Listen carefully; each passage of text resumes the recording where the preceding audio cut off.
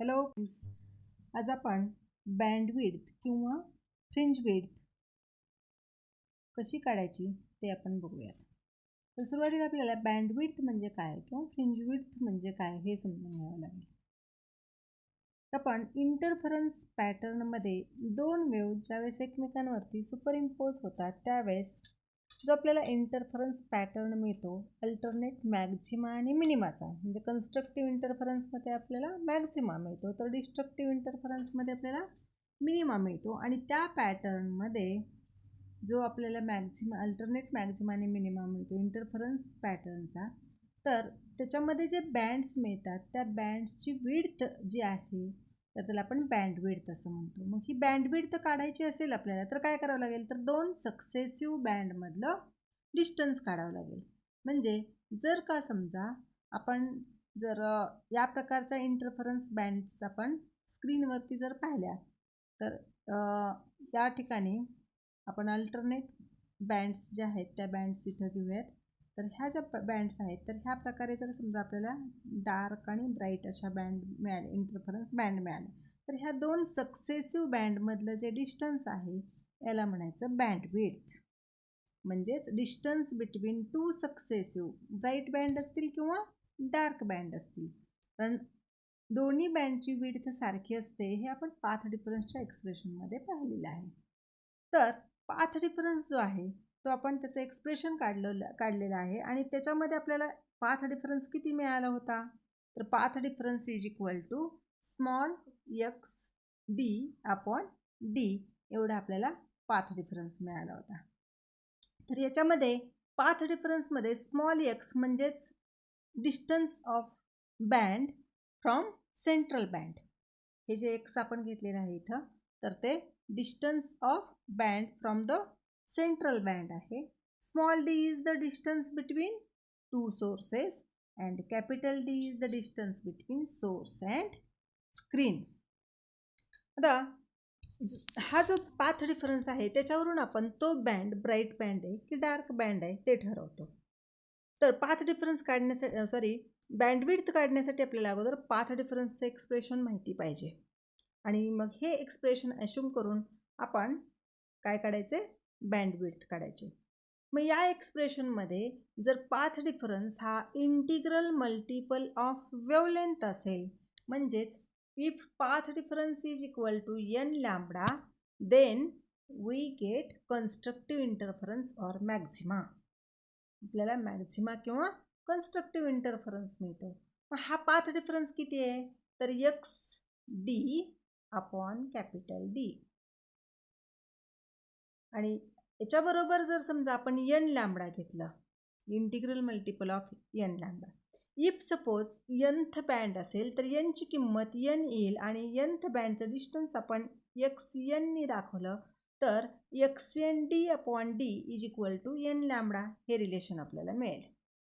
याच्यावरून आपण central बँडचं nth बँडचं जे डिस्टन्स आहे ते xn इज इक्वल टू जर काढलं तर ते डिस्टन्स आपल्याला काय मिळेल, तर n lambda D upon small D, म्हणजे हे स्मॉल डी इकडे आल्यानंतर भागिले होईल, कॅपिटल डी इकडे गेल्यानंतर गुणिले होईल.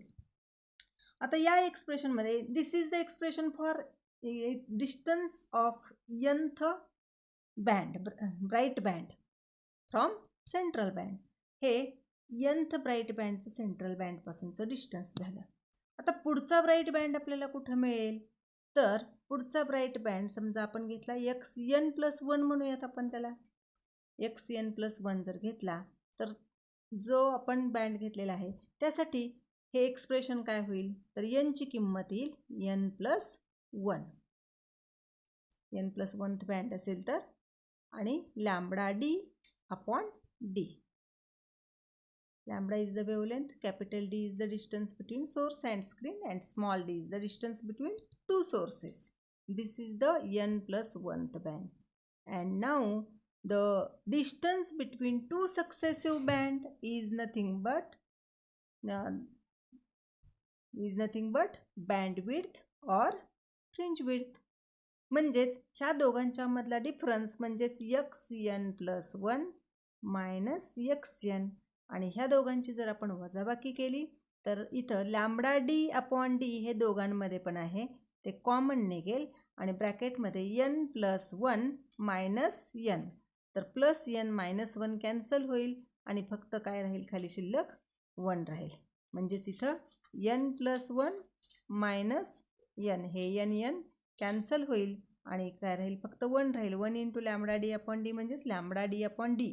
दिस is the band width or fringe width. तर आपण हे सक्सेसिव्ह बँडमधलं डिस्टन्स nth आणि n प्लस 1th बँडमधलं घेतलेलं आहे. तेच आपण इथं फर्स्ट बँड आणि सेकंड बँड ह्यांच्यामधलं जर डिस्टन्स घेतलं तर तेच काय येईल बघा. जर समजा आपण पहिला बँड घेतला तर n ची किंमत आपल्याला 1 ठेवावी लागणार. n ची किंमत जर आपण इथं 1 ठेवली तर या ठिकाणी आपल्याला लॅम्बडा डी अपॉन डी मिळेल x1 इज इक्वल टू, आणि x2 बरोबर समजा म्हणजेच दुसरी बँड लगतची असलेली, तर x2 घेतले आपण ते डिस्टन्स, तर x2 बरोबर n ची किंमत आपण 2 ठेवली तर काय येईल इथं 2 लॅम्बडा डी अपॉन डी. ह्या पण 2 सक्सेसिव्ह बँड आहेत. ह्या 2 सक्सेसिव्ह बँडमधलं जर आपण डिस्टन्स काढलं तर त्याला आपण बँडविड्थ असं म्हणतो, आणि बँडविड्थ x बरोबर काय रिलेशन आहे, x2 मायनस x1 येईल. मग x2 मायनस x1 केलं तर 2 lambda D upon D minus lambda D upon D. याच्यामध्ये पण आपण लॅम्बडा डी अपॉन डी हे कॉमन काढलेलं आहे, ह्याच्यातलं पण आणि ह्याच्यातलं पण, आणि ब्रॅकेटमध्ये काय राहील तर इथलं ह्याच्यातलं 2 आणि ह्याच्यामधले मल्टिपल फॅक्टर काहीच नाही, याचा अर्थ 1 असतो, म्हणजेच इथलं 1. तर 2 मायनस 1 आणि 2 मायनस 1 म्हणजेच 1. आणि इथं जे आपल्याला इथं एक्सप्रेशन मिळालेलं आहे ते bandwidth x is equal to काय मिळालेलं आहे तर lambda D upon small d. हे झालं ब्राईट बँडसाठी. म्हणजे आपण nth आणि n प्लस 1th मधलं पण काढलं होतं, त्याच्यावरून बँडविड्थ काढली तरी किती मिळाली होती, लॅम्बडा डी अपॉन डीच मिळाली होती. आणि आत्ताही आपल्याला किती मिळालेले, लॅम्बडा डी अपॉन डी. म्हणजे सगळ्या ब्राईट बँड ह्या सारख्या विड्थच्या असतात असं आपल्याला म्हणता येईल. म्हणजेच all bands are of same width. सगळ्या बँडची विड्थ कशी असेल, सेम असेल. आता आपण हे ब्राईट बँडसाठी पाहिलं, तसंच आपण डार्क बँडसाठी पाहू शकतो. डार्क बँडची कंडिशन काय आहे, डार्कनेस कधी मिळतो आपल्याला, तर डार्कनेस मिळवण्यासाठी पाथ डिफरन्स हा odd multiple of half wavelength आहे, आणि odd multiple of half wavelength म्हणजेच आपण रिलेशन घेतलेलं आहे 2n मायनस 1 लॅम्बडा अपॉन 2 किंवा n minus half lambda upon 2 हे पण घेता येतं आपल्याला. म्हणजे हे 2ने आपण आता केलं तर n minus half lambda upon 2 असंही आपण घेऊ शकतो. तर याच्यावरून जर काढलं बघ, पाथ डिफरन्स जर एवढा असेल तर डार्क बँड. मग आता आपल्याला काय रिलेशन मिळेल बघा इथं, तर फर्स्ट बँड आणि सेकंड बँडचं असं जर आपण काढलं तर पहिल्या बँडसाठी n ची किंमत काय ठेवणार आपण, 1 ठेवणार. आपण एक डिस्टिंग्विश म्हणून डार्क बँड आणि ब्राईट बँडचं म्हणून आपण फर्स्ट डार्क बँड जो आहे तो x1 डॅशने दाखवलेला आहे, म्हणजेच ब्राईट बँड जो आहे तो आपण x1ने दाखवलेला आहे. तर इथं आपण x1 डॅशने दाखवलेला आहे स्मॉल x. तर x1 डॅश बरोबर 2 इंटू इथं n ची किंमत आपण 1 ठेवली, दिस 1 इज द n म्हणजेच फर्स्ट बँड आहे म्हणून, मायनस 1 लॅम्बडा डी अपॉन 2, हे याच्यामधलं जे 2 आहे ते 2 आणि इथलं डी. तर हे रिलेशन आपल्याला मिळेल आणि इक्वल टू काय मिळालं बघा इथं, लॅम्बडा डी अपॉन 2d. म्हणजे x1 डॅश बरोबर काय मिळालेलं आहे तर लॅम्बडा डी अपॉन 2d. त्यानंतर x2 डॅश म्हणजे सेकंड बँड बघूयात आपण. सेकंड डार्क बँड आपल्याला कुठं मिळेल, तर जर आपण n ची किंमत 2 ठेवली तर n ची किंमत 2 ठेवा बघा इथं. n ची किंमत आपण ह्या 2 ठेवली तर 2 into 2 minus 1 lambda D upon हे 2d. मग इथं 2 इंटू 2 म्हणजेच 4, 4 मायनस 1 म्हणजेच 3, 3 लॅम्बडा डी अपॉन 2d. हे आपल्याला काय मिळालेलं आहे, x2 dash. And now we have bandwidth x is equal to x1 minus x2 किंवा x2 minus x1. आता x2 डॅश, आता इथं आपण डार्क बँड असल्यामुळे डॅश घेतलेला आहे म्हणून bandwidth x is equal to काय मिळेल आपल्याला इथं, तर x2 dash minus x1 dash. x2 dash किती मिळालेलं होतं तर 3 लॅम्बडा डी अपॉन 2d, आणि x1 डॅश किती मिळालेलं आहे, तर लॅम्बडा डी अपॉन 2d. इथंही आपण हे याच्यामधलंही लॅम्बडा डी अपॉन डी आणि याच्यामधलंही लॅम्बडा डी अपॉन डी हे आपण काय करू शकतो, कॉमन काढू शकतो. मग आपण 2d आपण याच्यातनं कॉमन काढू शकतो. तर लॅम्बडा डी अपॉन 2d हे कॉमन घेतलेलं आहे. मग ब्रॅकेटमध्ये काय राहील, तर इथं 3 आहे आणि इथं 1 आहे. म्हणजेच काय येईल, 3 - 1 into lambda D upon 2d. 3 - 1 म्हणजेच 2, म्हणजेच 2 लॅम्बडा डी अपॉन 2d आलं. आणि 2 कॅन्सल होईल आणि x बरोबर आपल्याला काय मिळेल, लॅम्बडा डी अपॉन डी. तर इथं आपल्याला जे मिळालेलं रिलेशन आहे ते relation from dark band capital X is equal to काय मिळालेलं आहे, लॅम्बडा डी अपॉन डी. म्हणजे डार्क बँडवरून सुद्धा आपल्याला बँडविड्थ किती मिळाली, लॅम्बडा डी अपॉन डी एवढीच मिळालेली आहे. तर ब्राईट बँडमधून सुद्धा आपल्याला तेवढीच मिळाली. म्हणजेच याच्यावरून आपल्याला काय म्हणता येईल, तर ब्राईट बँडची विड्थ आणि डार्क बँडची विड्थ दोन्ही कशी आहे, सेम. म्हणजेच फ्रॉम डार्क बँड आणि from bright band width of band is same. याच्यावरून आपल्याला काय म्हणता येईल, तर सगळ्या ब्राईट बँड आणि डार्क बँड ह्या सेम डिस्टन्सवरती असतात. म्हणजे त्यांच्यामधलं जे डिस्टन्स जे आहे ते डिस्टन्स चेंज होत नाही.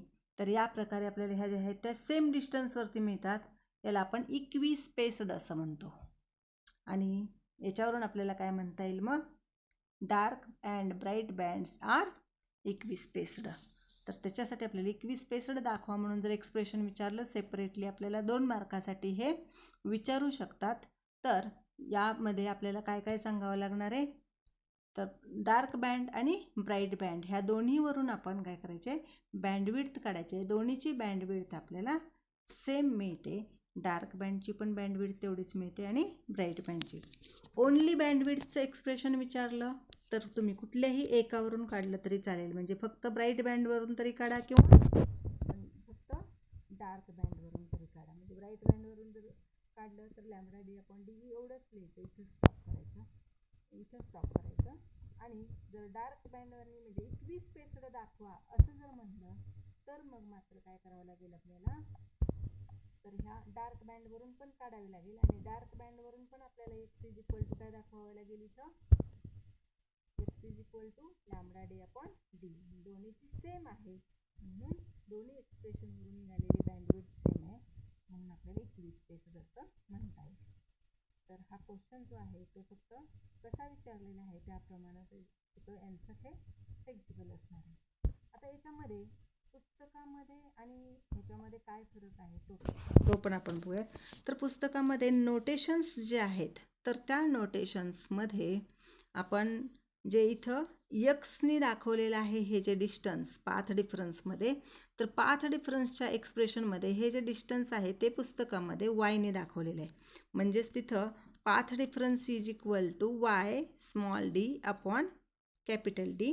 किंवा हे जे एक्सप्रेशन आपल्याला त्याच्यावरून मिळालेलं आहे x n is equal to n lambda D upon D, तर त्याच्यावरून आपल्याला एक्स एन जे आहे त्याच्याऐवजी वाय एन घ्यावं लागेल किंवा y1 आणि y2 घ्यावं लागेल. फरक फक्त एवढाच आहे. तर ह्या एक्सप्रेशनमधला तेवढा चेंज फक्त लक्षात ठेवायचा की स्मॉल एक्सच्या ऐवजी हे जे दाखवलेलं डिस्टन्स आहे पाथ डिफरन्सच्या एक्सप्रेशनमध्ये ते कशाने दाखवलेलं आहे, हे तर वायने दाखवलेलं आहे. बाकी काही अडचण असेल तर तुम्ही आणखीन विचारू शकता. तर इथंच आपण आता हे इथनं पुढचा जो व्हिडिओ आहे तो पुढच्या व्हिडिओमध्ये आपल्याला व्हर्च्युअल इमेजेस आपण कशा मिळवतो यंग्स एक्सपेरिमेंटमध्ये ते आपण पाहूयात. थँक्यू.